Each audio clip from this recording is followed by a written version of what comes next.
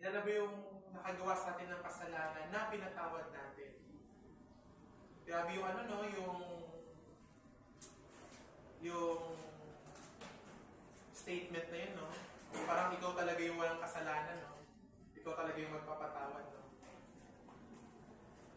Ilan na ba yung nahingan natin ng kapatawaran? Ito ay tungkol sa paggaya kay Kristo na nagbibigay ng parehong biyaya at awa na malayang ibinigay niya sa atin. Ang unang salita, Ama, patawarin mo sila dahil hindi nila alam ang ginagawa. Isang panalangin na nag-uudyok sa atin at humahamon sa atin na magpatawad tayo katulad ng ating Panginoong Jesucristo. Maraming salamat. Dalawang binika po ng ating Panginoon sa Lucas 23 verse 43. Meron po kayong mga Biblia, pwede po ba natin itong ating pong basahin? Sinasabi po dito na, "Truly, I say to you, today you will be with me in paradise." So, ang ibig po sabihin nito, sa araw na ito ay kakasamahin kita sa paraiso. Yun po ang binika ng ating Panginoon. Sa pagninilay po natin sa ikalawang binika na ito ng ating Panginoon, pakinggan po natin yung kanyang pangako. Ano ba yung pangako ng Panginoon sa atin? Sabi niya po, "Tunay na sinasabi ko sa iyo, sa araw na ito ay kakasamahin kita sa paraiso." Sa palagay niyo, sino kaya yung kinakausap ng ating Panginoon dito? Diba po, habang po ang Panginoon ay nakapasok na sa krus, meron po kasing dalawang tao na kasabay niya din pinako.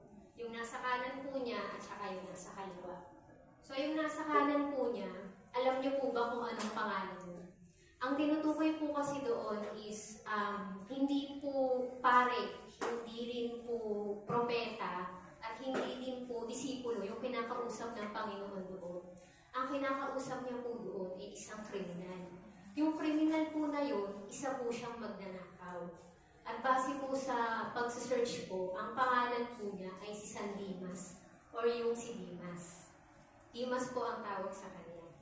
So, si Dimas po ay isang makasalanan na tangi lamang po niya na pinanghahawakan ay wala talaga. Doon po sa araw na yun, wala siyang kayang ialay kundi yung isang pusong nagsisisi at simpleng pakiusap na, "Jesus, alalahanin mo ako." Ibig po sabihin nun, doon pa lang po, humingi na siya ng kapatawaran sa Panginoon at talagang isinuko niya po niya ang kanyang sarili agad-agad para mapatawad po niya. Nakita po ng ating Panginoon doon yung kanyang totoong kalagayan na talagang nagsisisi po siya. At ang naging pagtanggap po at ibinigay ni Jesus ang lahat, yung kapatawaran po niya, pagtanggap, at saka yung pangakong buhay na walang hanggan po. Doon po sa ating pong kaligtasan. Nababatay po kasi yung kaligtasan natin. Doon po sa repentance o paghingi natin ng tawad, at saka po yung igting ng pananampalataya natin sa Panginoon at igting ng relasyon po natin sa Kanya. So, isa pa pong ibig sabihin ng winika ng Panginoon sa second last words, yung kaligtasan, hindi siya pinaghihintay. Kasi maaaring ito po ay ngayon na. Kumbaga parang, yung nangyari po kasi ma'am dun sa San Dimas, si Dimas na yun, which is yung magnanakaw, doon siya agad nagsisi, parang agad-agad po binigay ng Panginoon yung pagpapatawad sa kanya. Hindi na tinignan ng Panginoon kung ano pa yung mga nakaraan na nagawa niya, kung anong kabutihan yung nagawa niya. Ang nakita po ng Panginoon doon, yung isang pusong nagsisisi. Sa ang Biblia. James chapter 1 verse 27. Ang religion na totoo at walang kapintasan sa harap ng Diyos Ama ay yung tumutulong sa mga ulila at byuda sa kanilang paghihirap at yung pag-iingat sa sarili para hindi mahawa sa kasamaan ng mundo. Sa aking pagtatapos, isang hamon at kalakasan po sa ating pumikilala sa Panginoon. Ang isabuhay ang mga aral na ating narinig. Una, nais mo bang maging bahagi ng pamilya ng Diyos? Amen. Amen. Kung ikaw ay sasampalataya sa Panginoong Jesus bilang Panginoon at tagapagligtas, ang pangako niya, kagaya kanina sa 2 wika, ngayon din ay kasasamahin kita sa paraiso. Ikalawa, kung ikaw naman ay nagsasabing, ako ay Kristiyano, matagal na akong nakakilala sa Panginoon. Alam ko na yung sinasabi mo, sister. Tinanggap ko na rin si Jesus bilang Panginoon at tagapagligtas ko. Ito po ang aking tanong. Ikaw ba ay nagbibigay o nagpapakita ng paggalang, pag-aaruga o pagrespeto sa iyong ina at ama? Sa iyong mga magulang o tumatayong mga magulang? O sa mga nakatatanda? At bilang isang mananampalataya, ikaw, ako o tayo ba ay nagmamalasakit at tumutulong sa mga ulila at byuda sa kanilang paghihirap? Lalo po ngayon, no, sa init ng panahon, hindi naman lahat may aircon. Naalala ko po ang mga seniors na kapatiran. Paano kaya sila nanatili sa bahay na mainit? Siguro maraming bimpo sa ulo. Bimpong malamig. Pero kung tayo po ay may pagkakataon, alalahanin po natin yung mga elderly natin, ating mga magulang, at yung mga tao na kaposan sa kanilang buhay. At higit sa lahat, paano mo o natin ipapatibayin ng ating relasyon sa Panginoong Jesus at iingatan natin ang ating sarili para hindi mahawa o gumaya sa kasamaan ng mundong ito. Salamat sa Panginoon dahil po sa dami-dami ng lugar na pwede niyong puntahan, pinili po ninyo sa biyaya ng Diyos ang maglaan ng oras sa gitna ng init ng araw para pagnilayan ang salita ng Diyos sa ating gawain. Babae, narito ang iyong anak. At sinabi niya sa alagad, narito ang iyong ina. Maraming salamat po. Hindi dumarating ang saklolong hinihintay. And then yung kaninang binasa sa verse 17, 16, and 17, mga pangkat na mga buhong na sa aki pumaligid, para akong nasa gitna niyong asong mababangis. Mga kamay ko at paa ay parang gapos na ng lubid. Ang buto ng katawan ko sa masid ay mabibilang, minamasdan nila ako niyong tingin may pagkuyam. So, this is the fulfillment ng prophecy ng mangyayari sa ating Panginoon Diyos. This is somewhat Jesus' intention of quoting Psalm 22 ay para i-point yung mga hearers that time, yung mga nakikinig that time, papunta doon sa Psalm 22. And this is no doubt, this is the fulfillment ng propesya. Okay? So sinabi ito ni Jesus to let the hearers know, kinote ito ni Jesus to let the hearers know na ito, I am the Messiah, I am the Savior. I am the fulfillment of that promise. So malinaw po, sa una, God is holy. Second is the fulfillment ng mga pangako o salita ng Diyos. And pangatlo, I'd like us to check this one. Tignan natin sa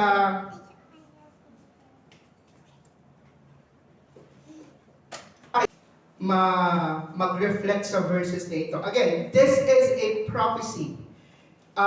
Verses 4 and 5, tiniis niya ang hirap na tayo ang dapat magbata. Gayon din ang kirot na tayo sana ang lumasak. Akala natin ang dinanas na iparusa sa kanya ng Diyos. Dahil sa ating mga, kasalanan, kaya siya ay nasugatan. Siya ay binugbog dahil sa ating kasamaan. Tayo ay gumaling dahil sa pahirap na tinamo niya at sa mga hampas na kanyang tinanggap. So malinaw dito sa propesiyang ito. Mga kapatid, tayo dapat ang nandoon. Tayo dapat ang magdusa. Tayo dapat ang ipako sa krus. Tayo dapat ang mapunta sa impyerno. Pero ano ang nangyari? Inako yun ng Panginoong Diyos. Yung intensity, yung bigat ng kasalanan ng sangkatauhan, kaya hindi nasabi, bakit mo ako pinabayaan? Again, we have our holy God na hindi pwedeng magsama in one picture. Kasi again, this is a holy God. God the Father is a holy God.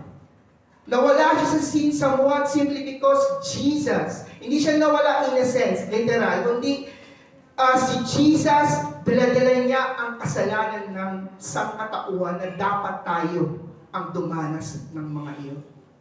Nauuhaw ako. Simple ang mga salitang ginamit ni Jesus, pero may malalim na mga kahulugan. Ipinapakita niya ito ang kanyang pisikal na pagdurusa bilang tao at bilang Panginoon.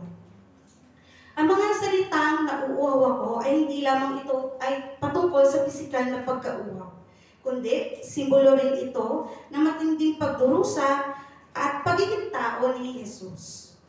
Sa pamamagitan ng pananalitang ito, pinapakita din niya yung naranasan niyang kahinaan, paghihirap, at sakit tulad nating mga tao. At pinapaalala nito sa atin na tunay siyang nakibahagi sa ating buhay bilang tao. Nauuhaw ako. Ano nga po ba ang nais na mensaheng gustong ibahagi sa atin ni Jesus? Una, ito ay higit pa sa pisikal na pagkauhaw. Ito ay nagpapakita ng spiritual at emosyonal na pagkaubos. Ang sinabi ni Jesus na nauuhaw ako ay hindi lamang tungkol sa pisikal na pagkauhaw. Pinapakita niya rito ang kanyang labis na pagod at hirap, pisikal, emosyonal, at spiritual. Kung babalikan natin bago magpako si Jesucristo sa krus, maraming paghihirap ang kanyang pinagdaanan bago niya maabot yung bundok ng mga bungo. So maraming sipa, hampas, panlalait, ang dinanas sa ating Panginoon bago pa lamang siya napako sa krus. Pagkatapos noon, nung siya ay pinako sa krus, matinding init yung kanyang dinanas since kanina nabanggit nung mula parang around 12 to 3 p.m. nung siya ay napako sa krus. At kung titingnan natin, hindi lang pisikal na pagkauho at paghihirap ang dinanas ng ating Panginoon. So, maaaring emosyonal at spiritual na pagkauhaw ang kanyang naranasan. Na bilang tao, tayo din naman po sa buhay natin ay naranasan din natin. May mga pagsubok sa ating buhay na tayo ay nakakaranas ng paghihirap, ng pagsubok, pagkapagod, sa iba't ibang aspeto ng ating buhay. So patunay lamang ito na ang ating Panginoon ay minsan nabuhay sa mundo at naiintindihan niya yung hirap na dinadanas natin bilang tao. Pangalawa, ang salitang binanggit ni Jesucristo na nauuhaw ako ay isang imbitasyon sa simpatya o empathy at awa. Ang sigaw ni Jesus ng pagkauhaw ay nag-aanyaya sa atin sa empatya or empathy at awa. Ipinapaalala nito na dapat nating pansinin ang pagdurusa ng iba, physical man or spiritual, at tumugon ng may malasakit at kabutihan. Kung babalikan po natin yung 1:19-29, so pagkatapos isigaw ni Jesus na siya ay nauuhaw, may ilang mga sundalo na nakarinig sa kanyang sinabi. At kumuha sila ng isang mangkok na mayroong maasim na alak at yung doon nila dinip at kumuha sila ng isang tangkay ng isopo at inilapit sa bibig ni Jesucristo. Na nagpapakita lamang ng pagiging tao ng mga tao, yung nature ng mga tao, na kung titingnan natin yung ikinilos nila, nagpapakita ng kawalang pag-ibig, kawalang empatya at tawa sa ating Panginoon. So ang Panginoon ay nangungusap sa atin na magpakita tayo ng empatya at awa sa mga taong nagdurusa, nangangailangan ng ating tulong, tulad ni Jesucristo, ng mga panahon na yun. Bukod doon, ito ay natuturo din sa atin na mas maging mapagmatyag sa mga pangangailangan ng iba, lalo na sa mga nahihirapan, sa mga nakakaligtaan, at nangangailangan lalo na sa spiritual na tao, ay spiritual na aspeto. So kung titingnan po natin doon, nangailangan din si Jesucristo ng tulong natin. At yung mga taong doon na sa palibot noon ay instead na bigyan siya ng kanyang maiinom, ay iba yung kanilang ibinigay kay Jesucristo. At nagpapakita rin ng pagiging humble ng ating Panginoong Hesukristo. Sapagkat pwede naman siya humingi sa ating Diyos Ama ng tubig para mapawi yung kanyang uhaw. So maraming anghel na maaaring bumaba mula sa langit para bigyan siya ng tubig, pero isinigaw niya yun, no, yung kanyang pagkauhaw. At nagpapakita ito ng kababaang loob ng ating Panginoon. Pangatlo, na nais ibahagi sa atin ng ating Panginoon, ang salitang iyon ay isang panawagan sa aksyon, pagtugon sa pangangailangan ng iba. Ang nauuawa ko ay hindi lamang makasaysayang tala ni Hesukristo, ngunit isa itong panawagan ng aksyon. Hinihimok tayo ng ating Panginoon na aktibong matugunan ang mga pangangailangan ng iba, ng kapwa, malaki man o maliit. Kasama dito ang pagbibigay ng pisikal at espiritual na sustansya sa mga nagugutom at nauuhaw. Ganon din, nag-aalok din sa mga emosyonal at espiritual na suporta sa mga nagdurusa. At katulad ng ating Panginoong Hesukristo na nakaranas nun, nais ng ating Panginoon nung siya ay nagsilbing example na dapat tayo ay magpakita ng awa at empatya sa mga tao na nangangailangan. At sa pamamagitan nito, sa pagtugon sa pangangailangan ng iba, nakikinahog tayo sa nagbabayad salang gawain ni Kristo na Hindi ako papayag na lalakad-lakad ako pabalik-balik sa school, sa bahay, sa church na ganito lang ako. Gusto ko meron akong bigat. Ay, tumaba ako, bumigat ako. Pero hindi yun ang tinutukoy ko. Ang sinasabi kong bigat, kailangan, Lord, gamitin ko ang buhay ko para sa iyo. Amen. Magkakaroon ka ng halaga tulad ng ginawa ng Panginoon sa buhay niya. Hope and assurance. Testament of unwavering love. Ito yung nagpapatunay sa pag-ibig ng Panginoon. Bakit nabanggit yun? It is finished. Gayahin natin ang Panginoon na kung magtrabaho, pulidong trabaho. Meron kami dito sa school, sa Tower Academy, sa mga teachers. Huwag mong sabihin na malapit ka na matapos, hindi mo na ayusin yan. Kahit na malapit na matapos yan, kunting hibla na lang, ayusin mo ang trabaho mo. Ganun ang Panginoon. To the last na paghihirap, mapayapa siyang magsasabing, it is finished. Grabe ang paghihirap na yun. Amen? It's a power of faith in overcoming sin and death. Yung pananampalataya mo, may power po iyan, mga kapatid. Naniwala ba kayo nun? Amen. Faith. Kung wala kang faith, paano ka mabuhay? Puro katalunan. Talunan. Ang it is finished is also a call to embrace salvation. Yakapin mo ang kaligtasan. Yakapin mo ang pagtubos. Ito'y panawagan ng aksyon. Aksyonan mo. Huwag kang papagaya-gaya sa iba. Sabi nga sa aklat ng Psalms, chapter 1, huwag kang gumaya at nakikinig sa payo ng masama. Alam mo ng masama, kinig ka pa. Ba't hindi mo kang i-resist? Pero ang sino mang na kay Kristo Jesus, kaya niyang mag-resist ng temptation, ng sin, and death. Amen? Amen. Bigyan ka ng karunungan ng Panginoon eh. Turuan ka pa ng kapatid mo, ganito gawin mo. Tuwad ka din. Hindi. Ang nakay Jesus ay mayroong power ng kanyang pananampalataya para masabi mo at the end of your life, it is finished. Tanggapin ang kapatawaran ng kasalanan. May kasalanan ka pa, mayabang ka pa, hindi mo pa matanggap. May ganun. Akala nyo lagi bait-bait lang. May taong ganun. Ganun kapalpak ang tao sa harapan ng Panginoon. Natin ang kagandahan kapag ikaw po ay naroong mapayapa sa piling ng Diyos. May kapayapaan, may kapanatagan sa kabila ng pagsubok. May kapayapaan sa puso mo kahit na yung pinagdaraanan mo ay ang tatas ka ng alon ng buhay na pinagdaraanan mo. Ngunit may kapayapaan ka sapagkat may Diyos na nangangalaga at may Diyos na siyang umahawak sa atin.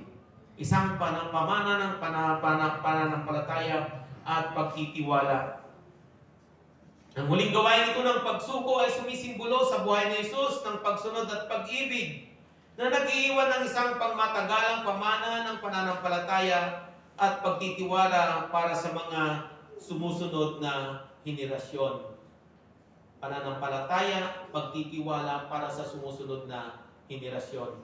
Ang katagang ito ng ating Diyos, ang huling wika ng ating Panginoon Jesucristo sa cross ng Kalbaryo ay sumisimbolo ng isang katagumpayan na kung saan ay mararanasan din ng mga mananampalataya na kapag isinuko natin ang ating buhay sa Kanya, nagtiwala tayo sa Kanya, mayroon tayong kapayapaan at alam natin tayo iingatan at aalagaan ng ating Panginoon. Ang huling wika ng ating Panginoon, Ama, sa iyong mga kamay, ipinagkakatiwala ko ang aking espiritu. Isang sigaw na kung saan ay nagpapakita ng kanyang pagtitiwala sa Diyos, at ang pagtitiwala niyan ay buong kalooban na pananampalataya ay buong katatagan na ipinamalas ng kanyang mga salita, na sa kabila ng kanyang kamatayan ay alam niya na sa pagkaraan ng 3 araw siya ay muling mabubuhay at siya ay babalik na sa Ama upang patuloy na ganapin ang kanyang tungkulin bilang Diyos. Sa ating lahat, ang ating Panginoong Jesucristo, ipinagkaloob niya ang kanyang buhay para sa ating mga kasalanan upang tayo po ay tunay nga po na mapalaya mula sa kasalanan ng mundong ito. At ang resulta ng kanyang ginawa ay patuloy na nagpapayaman at patuloy na naipapahayag upang ang lahat ng sinumang manampalataya sa Diyos, ang lahat ng sinumang magtiwala sa Diyos ay makasumpong ng kapayapaan. Hindi lamang kapayapaan, kundi kaligtasan na tanging sa Diyos lamang nagsisimula. Ang huling wika ng Diyos, Ama, sa iyong mga kamay, ipinagkakatiwala ko ang aking espiritu. Manalangin po tayo. Ang banal ay tunay nga po na kamanghamanghang biyaya, pagkamanghamanghang pagmamahal, kamanghamanghang grasya na ipinagkakaloob mo, Panginoon, sa lahat ng nagtitiwala at sa lahat ng patuloy na nagpapasakop sa inyo. Panginoon, maraming salamat sa mga salitang ito na aming patuloy na inaalala. Ang iyong sakripisyo, ang iyong paghihirap upang kami, O Diyos, ay magtamo ng kapayapaan, ng kaligtasan.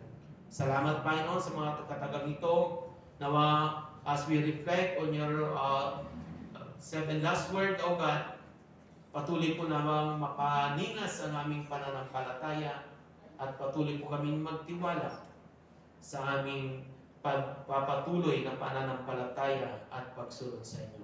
Patuloy po kayong pagtubayan at samahan, at nawa, O Diyos, ang iyong mga salita ay patuloy na magtingning sa aming buhay.